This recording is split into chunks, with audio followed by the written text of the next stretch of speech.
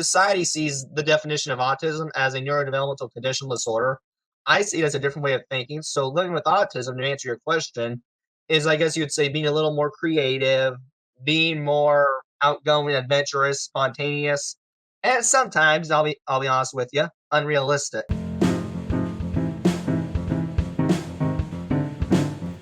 Welcome to the Poison Honey Podcast, where we discuss the bitter truths of life with raw vulnerability, honesty, and a dash of humor. I am your host, Manarak of Gray, and before we continue, I have a very quick announcement for you. I am in the process of revamping my podcast for season 3. So this includes giving it its own channel. So for the coming months, I will be re-releasing season 1 and 2. Season 1 is unfortunately only available in audio. I'm sorry, but the rest will be in video content, so stick around to see the evolution. Today's conversation explores autism, but rather as a unique way of experiencing and navigating the world. Let's begin.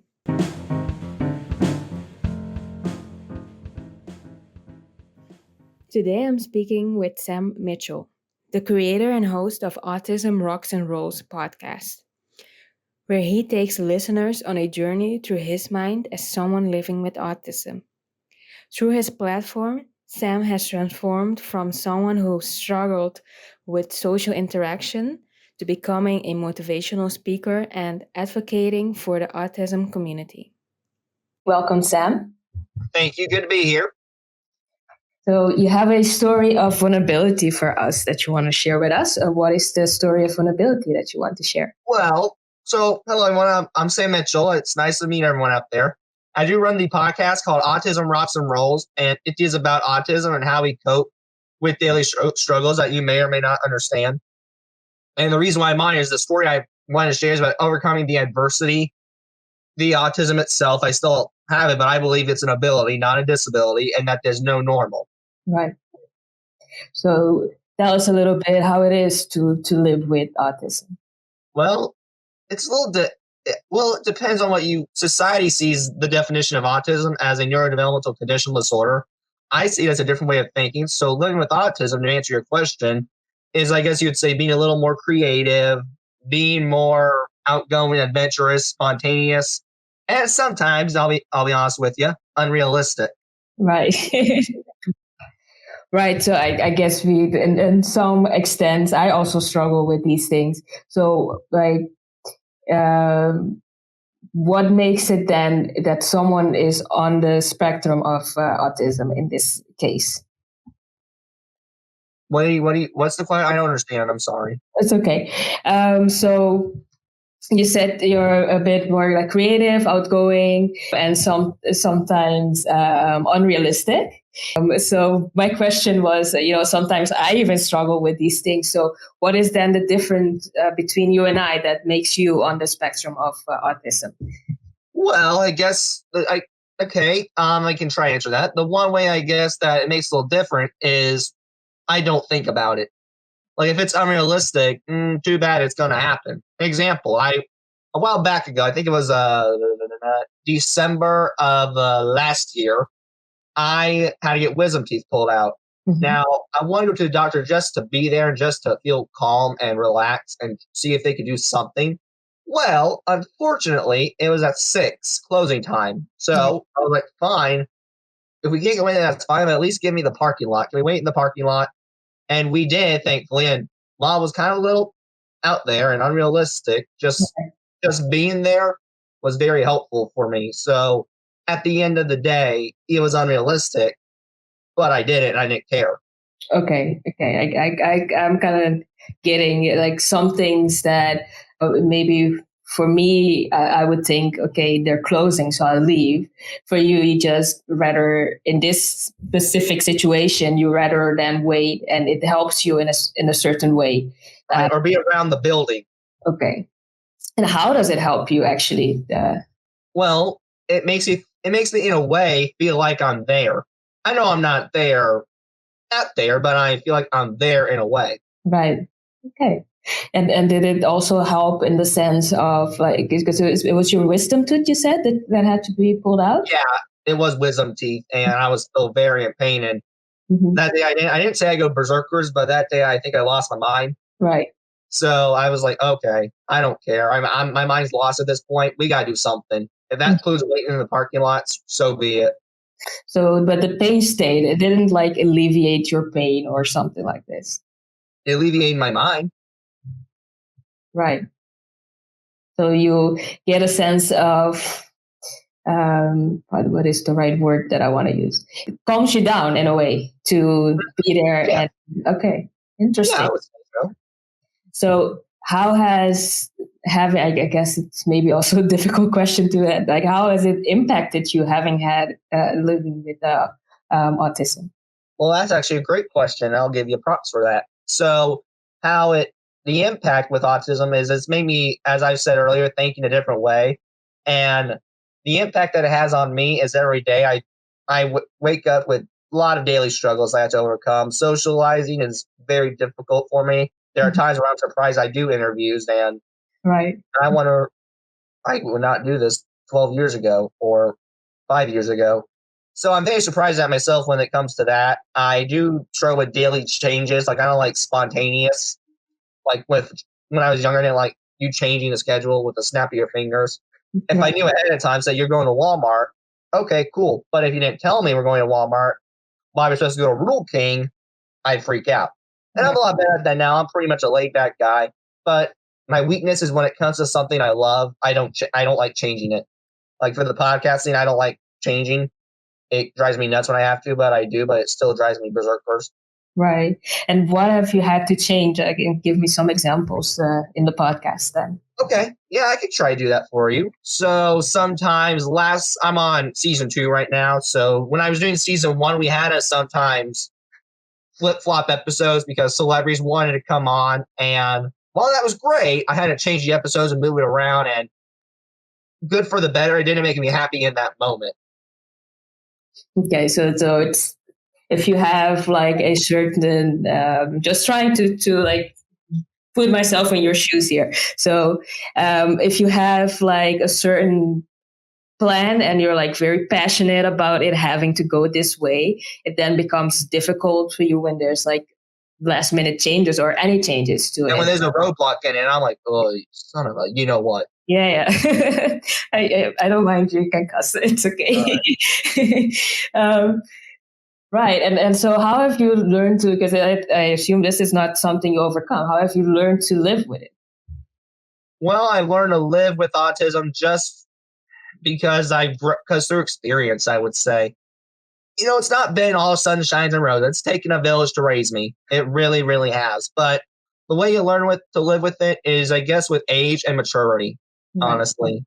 Some days I know with me, even I'm 19, it will be rough. But there are some days that, man, it's a great day, and you can smell the roses and the sunshine to see that I'm doing something well. And it's coming more of that as the days go by. There's more good days than bad days. That's great. That's great. And how old were you said? 19. 19. Like how was the school, like going to school with you, like let's say the regular, what we find regular things, right? As like okay. Well, let's talk about that a little bit. So with school, it was iffy. My school I went to was wonderful. I wouldn't change that at all. But it depends on what you're talking about. Staff and the superintendent and all them, excellent. I would always say, if you're a special needs child or you have a child with a hidden ability, my school's the best one out there.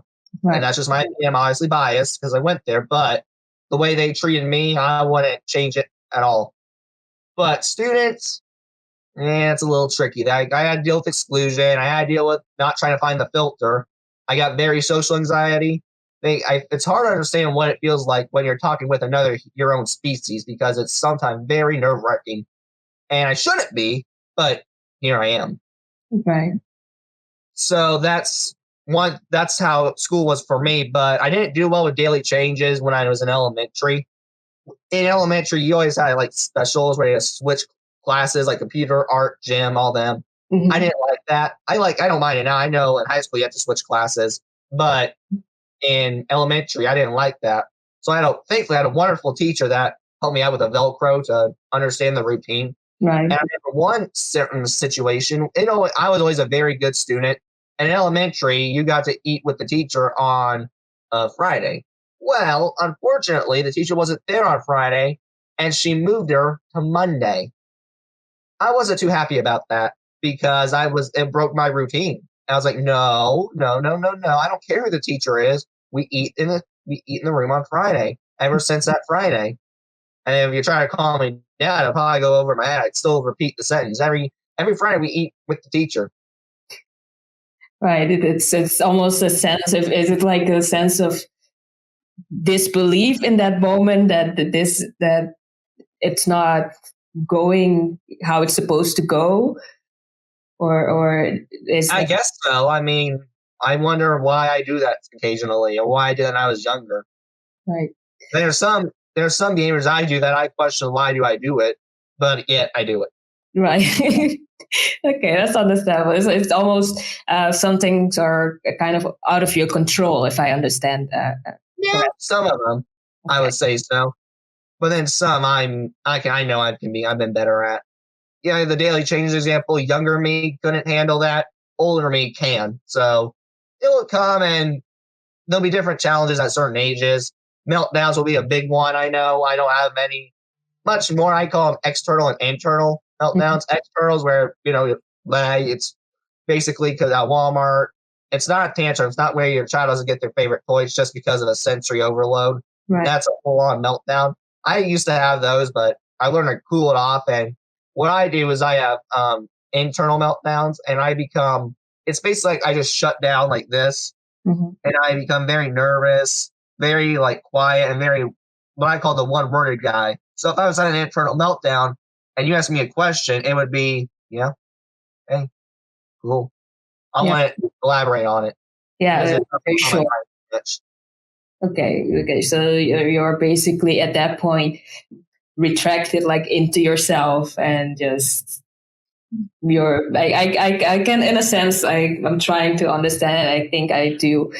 Just trying to put it like into perspective also for the people listening. It's like really going into yourself and not wanting to deal with the outside world at that moment, or maybe not even being able to deal with the outside world at the moment of the internal meltdown.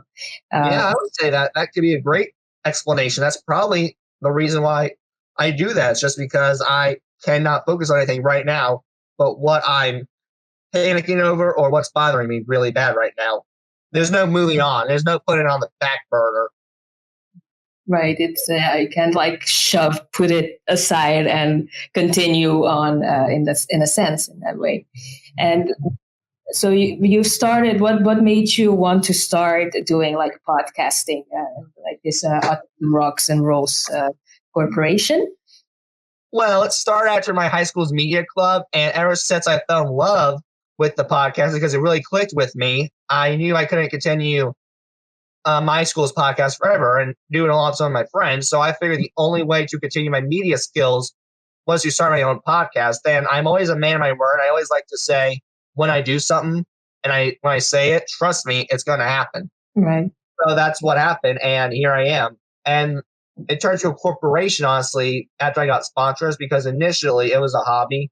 Mm-hmm. But when I got sponsors, it kind of turned into a full-blown nonprofit business. And so is there anything else that you do then with the business aside from the podcasting?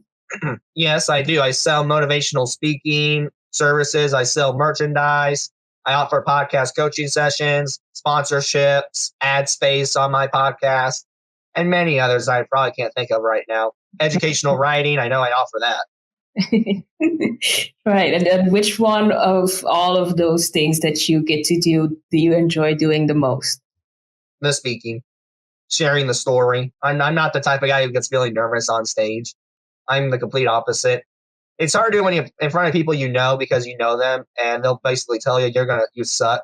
But when you're in front of strangers, it's, I guess, easy to me and more at ease for me because I don't know them, and they're going to only hear it once and they're out the door. But it takes like a bit of pressure off it, I suppose. Like if your family sees you later, they can remind you what you did wrong, and those strangers you will never see again. So Yeah, and if with family, you always want to please your family. I hope you do too. I hope you want to please your family, but and then when you don't, it kind of hits you in the heart. I completely understand that. Though I find that I've had to find some balance with it myself, because at some point I wanted to please my family too much, and that kind of became a blockade for me personally, because I do tend to kind of think and want different things from what my family wants, and it's not necessarily bad things, but if I've had to find a balance in pleasing my family, still doing what I want, but doing something that makes them proud, at least. Yeah, I hope. I agree with that statement. I mean, I try to, but I'm not. Let's put it this way: I'm not. Well, I try to at the same time. I'm not a people pleaser. I do. I kind of follow the phrase that, like a young rebel, I do what I want when I want, and I know there's rules because my grandfather taught my mother basically you can kind of do what you want, but there's also rules and consequences. And while I follow that, I don't want to say I break the rules. I don't. I'm a rule follower, but if I have to push the rules a little bit, I will.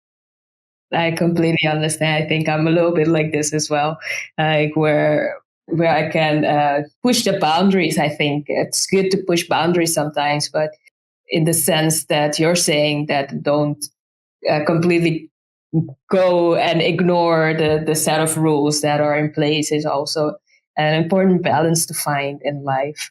So, how has going into this media, doing your advocacy and podcasting change the way that you see yourself? Well, I would say it's been for the better. I see improvements. I actually see a lot more better improvements with my social skills than 5 years ago. Honestly, I really, really do.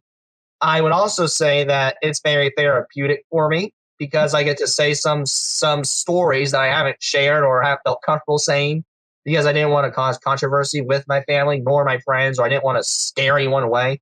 Right. But I have a platform now where I can share those opportunities, and the more I do it, the more at ease I feel, and I just feel like, man, I've been needing to hold that in for a long time, and I just let that out. Hallelujah. It can be a great feeling. Yeah, I completely understand that. And so, who are some of the people that have come to your podcast, and you want to tell us about that? Well, some of my friends have. Some of my friends listen to it. Not some. Some support it. Some don't care about it. I mean, they care, but they don't love it. Love it. Some love it. Love it. So it all depends on who you're talking about with that group. But also family, very supportive of it. Always have since I started it. And then I would say some followers I have, which I have, I think over 300 followers. Mm-hmm. And then I'd also say some people who support it and like it are probably some teachers at the school and are just happy to hear what I'm doing. It's great. And do you have some friends that are also like you, living with autism? Yeah, I would say there's some people out there. I have friends on the spectrum who could take a lot from it. Mm-hmm. I can give you an example, maybe. So when I went to Oklahoma to do my very first speaking gig, I met a young man who shall remain nameless out of privacy. So, but he said that he enjoyed it, and it was the very first time for him. But I heard, according to my mother, who is my editor, she heard him say and told her, "Your son gives me hope," and that's just sure right there. I'm doing something right. Right. That's beautiful. Yes. So, do you have any tips for someone out there with autism that perhaps is still struggling or struggling a bit more with it than you are at the moment? Yeah, I would say, honestly, as my mother always says, be you, be yourself. And I know it's a cliche phrase, but be you, be yourself, and don't give a damn about what other people think of you. I know it's kind of rule breaking and kind of harsh, but I had to learn that the hard way and not care what others think of you. You're kind of living a great life. You don't have to be a people pleaser, too. And what if they, like you, want to start their own project or something like this? Go for it. I mean, there's nothing else you can do. The only person holding yourself back is you. That's great. I mean, that it's really nice to hear your story and to hear how you've learned to live with this, and also everything that you're doing. So I'm just thinking, is there anything else that you would like to share with us at the moment, or any takeaways? Well, I guess first of all, thanks for having me on again. And I think, honestly, and I'll end it with this: if the world could be nice, not be stupid, I think we get along well. Wouldn't you agree? I agree, 100%. Yes. Thank you so much for joining us on the Poison Honey podcast. And I mean, I look forward to what you do more in the future, and I wish you good luck with your mission of continuing in media. I think you're doing really great, and yeah, I mean, it's really inspirational. Not being really social, as you were saying before, to be out there and sharing your story and going on podcasts, having your own podcast, and doing all this public speaking is really great. Thank you. Right. So that was this episode of Poison Honey Podcast. Thank you very much for tuning in. Until next time.